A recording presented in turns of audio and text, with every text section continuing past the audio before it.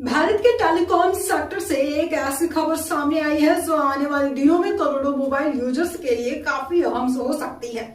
देश की तीसरी बड़ी टेलीकॉम कंपनी वीआई यानी वोडाफोन आइडिया और गवर्नमेंट टेलीकॉम कंपनी बीएसएनएल अब अपने नेटवर्क इंफ्रास्ट्रक्चर शेयरिंग समझौते को देश में बढ़ाने की तैयारी में है। सीधे शब्दों में समझे तो आने वाले समय में दोनों कंपनियां एक दूसरे के नेटवर्क इंफ्रास्ट्रक्चर का ज्यादा इस्तेमाल कर सकेगी। अगर ये प्लान पूरी तरह लागू होता है तो इसका फायदा सिर्फ वीआई और बीएसएनएल को ही नहीं होगा बल्कि मोबाइल ग्राहक को भी मिल सकता है।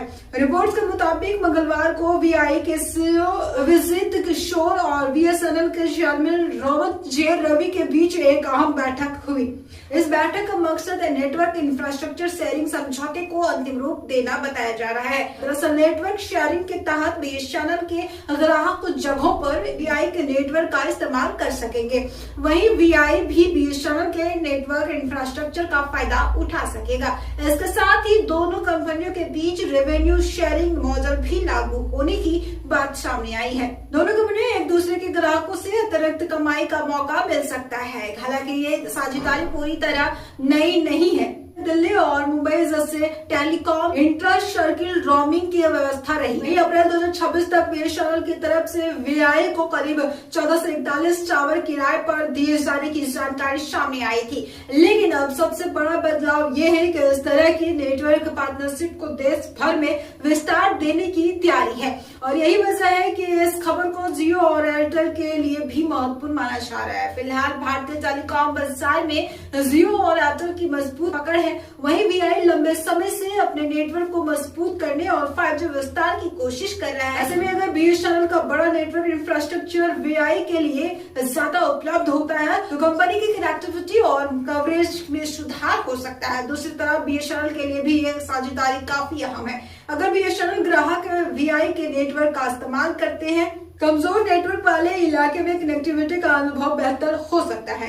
यानी एक तरफ वीआई को नेटवर्क विस्तार में मदद मिलेगी तो दूसरी तरफ बीएसएनएल को अपने ग्राहकों के लिए बेहतर कनेक्टिविटी देने का विकल्प मिलेगा। इसका सीधा असर मोबाइल ग्राहक के बीच प्रतिस्पर्धा पड़ सकता है, क्योंकि अगर वीआई और बीएसएनएल एक मजबूत विकल्प बनकर सामने आते हैं तो जियो और एयरटेल को भी अपने ग्राहकों को बनाए रखने के लिए कीमत और सर्विस के मोर्चों पर ज्यादा प्रतिस्पर्धा करनी पड़ सकती है।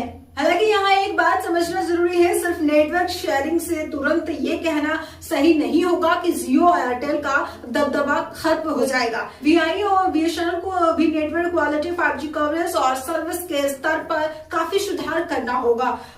लेकिन अगर दोनों कंपनियां मिलकर अपने मौजूदा इंफ्रास्ट्रक्चर का बेहतर इस्तेमाल करती है तो टेलीकॉम सेक्टर में प्रतिस्पर्धा जरूर बढ़ सकती है और कहानी यही खत्म नहीं होती है। रिपोर्ट्स के मुताबिक बीएसएनएल भविष्य में डेटा सेंटर और डिजिटल इंफ्रास्ट्रक्चर जैसे क्षेत्रों में भी सहयोग के नए रास्ते तलाश रहे हैं।